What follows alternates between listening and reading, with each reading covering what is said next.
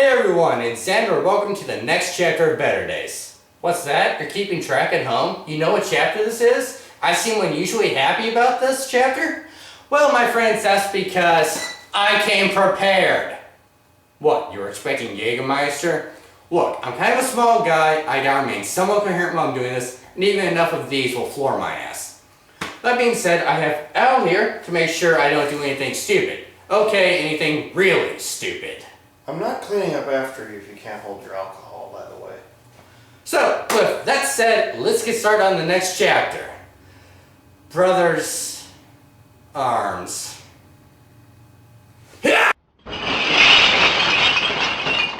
Ow!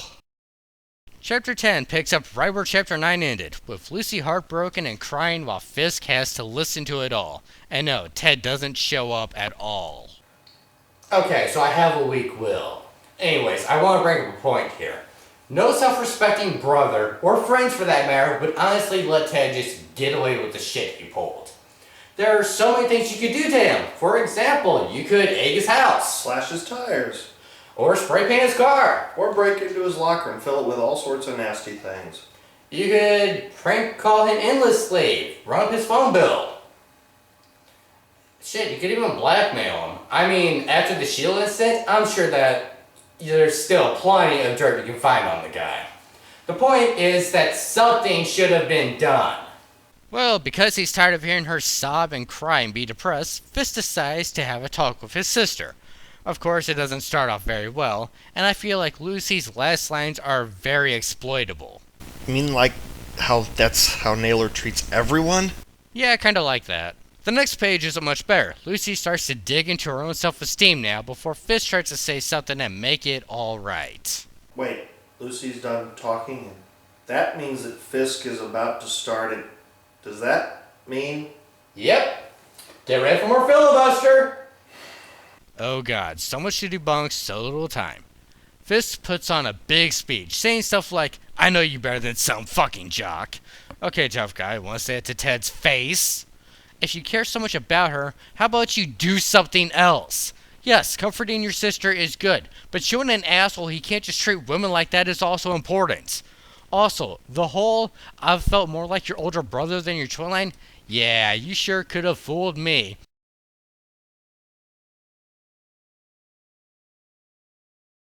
Yes, truly, he is the pinnacle of the mature older brother. And once again, an older brother should have been doing more than this. Next, this shithead actually defends Ted.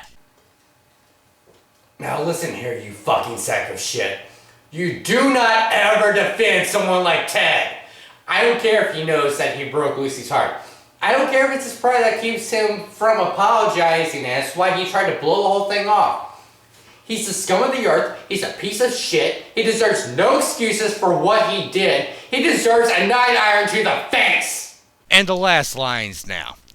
You'll be a better judge of others as a result?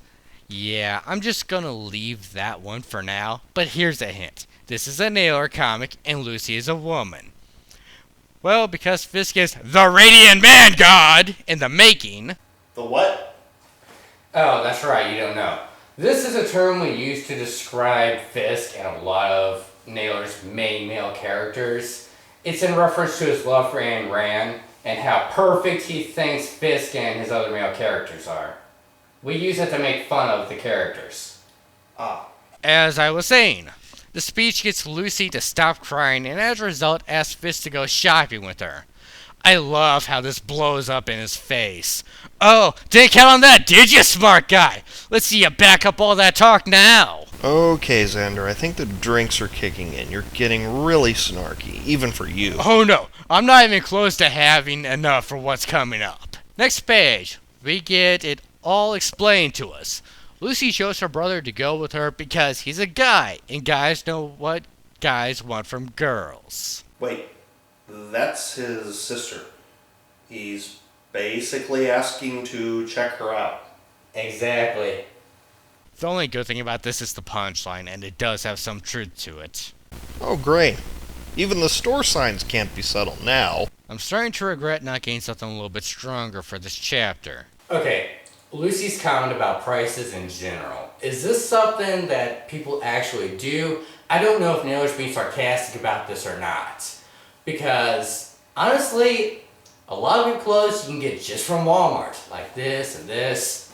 And that's not even getting into when people start modifying their own clothes. For example, this hat they come with these stops already on it, people. Either way, it's a stupid line, and while Lucy thinks to herself about what to buy, and how much of a whore she can look like. Fisk has to chime in with his own suggestion. He actually recommended a schoolgirl outfit for his sister. Hello, next bottle.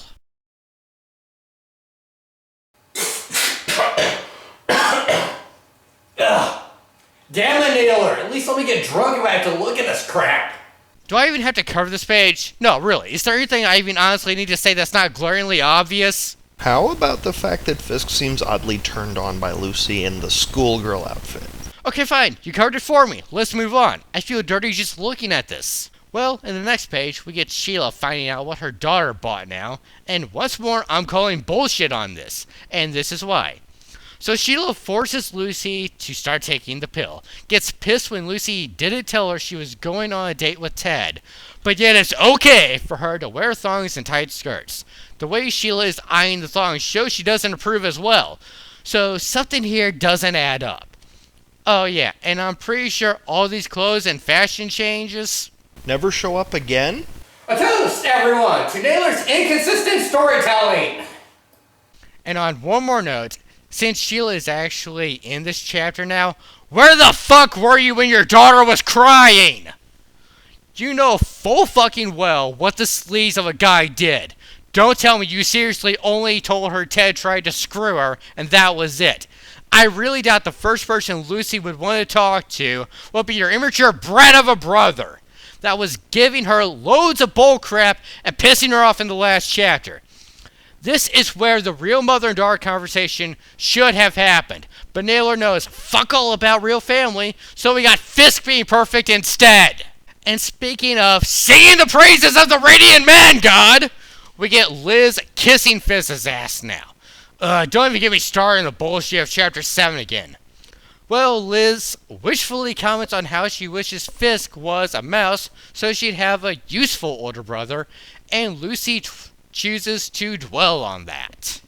This leads to Lucy asking about why Fisk doesn't try to date anyone else, and oh god, the bullshit in his response.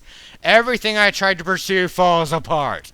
Oh, like who? Who have you gone after? The girls in chapters 1 and 2, Liz, and I guess Nikki could count, but that was more her pursuing him. Okay, maybe I need to stop drinking. Anyways, how about his bullshit about how he doesn't fit in? Okay, that's accurate as well. He doesn't want to play the impress me game or compete with guys that look like Ted. I feel like there's something there I should pick apart. Meh. Really? It just looks like he doesn't care and doesn't think it's worth it. It's too much of a hassle.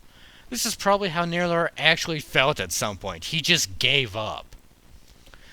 However, being the snide fuck he is, he probably had it worked out in his head that no one was worth pursuing, instead of wanting to deal with the fact that he'd had to put effort into pursuing someone. Honestly, it's a tiny detail.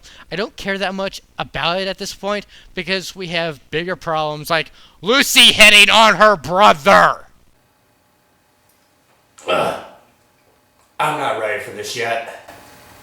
That's like your third bottle. Fisk said he doesn't trust anyone, so Lucy has to play off of the you trust me angle. Fisk says he does, and well, that turns out to be a mistake because sisters don't do this. And as if it's not bad enough, we even get a close-up on them kissing in the next page, followed by what's supposed to be an awkward break. And the poses don't even match up. If I showed you just this last panel alone, out of context, you think it was Fisk that did something, and Lucy is reacting to it. Oh, and Fisk responds to the next panel. No, no, no. It's okay. It's not the right response. How about, what the fuck is wrong with you, you crazy bitch of a sister? Al, what would you do in the situation if you were writing this? I would wonder who got me high and when this happened. Anyway, Sheila bellows for the kids to come to dinner. Lucy thinks over what she did while they eat, and I love the dialogue. For one, because it looks like she's showing signs of regrets, and really, the cheap shots are far too easy. Am I turning into some kind of a hick, a redneck? Well, he does live in Georgia. And there goes a few of your subscribers. Obviously, I'm joking. I can keep destroying Lucy's internal monologue. Most of all, he's the only guy that hasn't been a piece of crap to me. Yes, because once again, screwing with the guy that's calling your sister, even before you know he's a dick, or whispering sick crap into your sister's ear to completely ruin her date, is totally not being a dick at all. Remember that, brothers of the world. Screw with your sister and she will love you for it. You got something? Never mind. And our ending joke. All Fisk can think about is food. The joke falls flat because you just made out with your sister! That's not something you lock away in the back of your mind and forget about. And if it really is, then I guess she really doesn't mean that much to you after all. So basically what you're saying is Naylor's misogyny runs so deep that even Fisk's sister isn't worth a thought to him. And in the next page, Lucy is still thinking about Ted. I could mock this, but I won't. It's realistic to still dwell on things like this for even years. And of course she's thinking of going to see Fisk. If the last page, As well as the title of the chapter, were too subtle for you, here's the next page where we get into the old good side and bad side morality conflict and... Okay, really?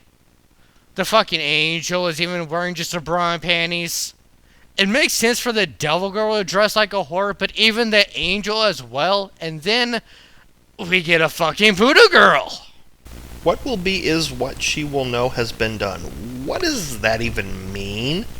And finally we get into the next page. You know what I realized? And maybe it's just because I've had a few, but this totally looks like a page for a dark and gritty comic.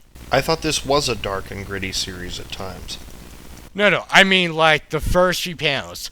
Lucy slipping into Fish's room and just looking at him. All she fucking needs now is a knife in her hands. She could even be hiding one behind her back right now. Those eyes just say, I'm gonna kill you, and I wish she would. Oh god, it'd be so glorious. Just kill the little fucker right now. There'd be blood everywhere. Okay, I think you've had enough. Don't touch my medicine! Or you could have a little more. Anyways, of course, instead of killing him like a good little girl, she crawls into bed with him instead. And hello, next page that might get this video removed.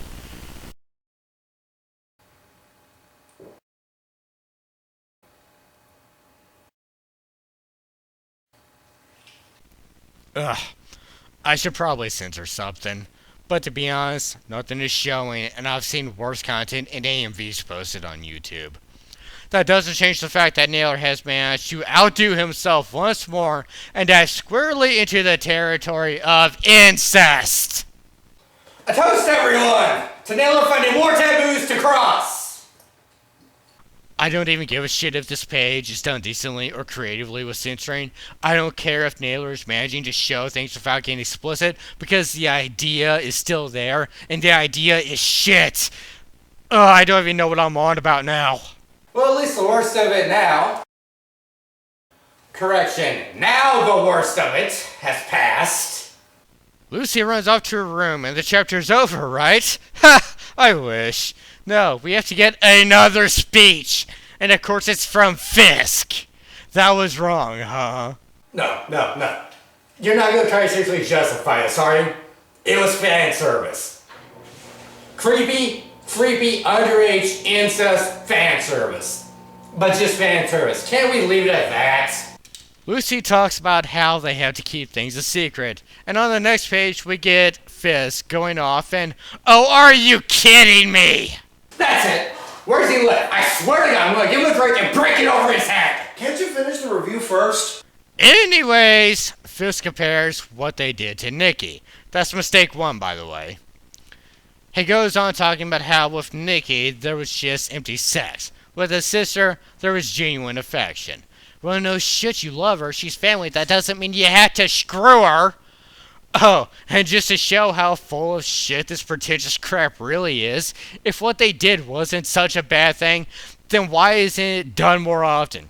Why do they have to keep it a secret? And even on the last page, when we see the therapist for the last time, she asks if there's anything he wants to discuss, and he says he's got nothing and he's fine. Ooh, what's the matter, Fisk? Go on, mister, I can evaluate myself. Tell her what you did. Tell her you shagged your sister. What's the matter? You won't do it because you know it's wrong, you lying piece of shit. That's it, I've had it. Fuck this chapter and fuck you, Naylor.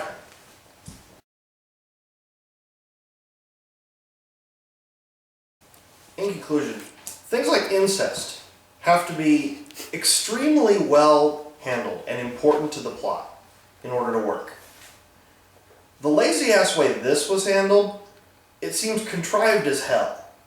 And it does nothing except provide gratuitous fan service, which is not needed, thanks to previous chapters.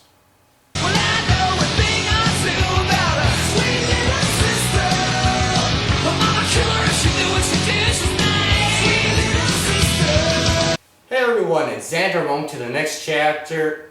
I already screwed it up. Roll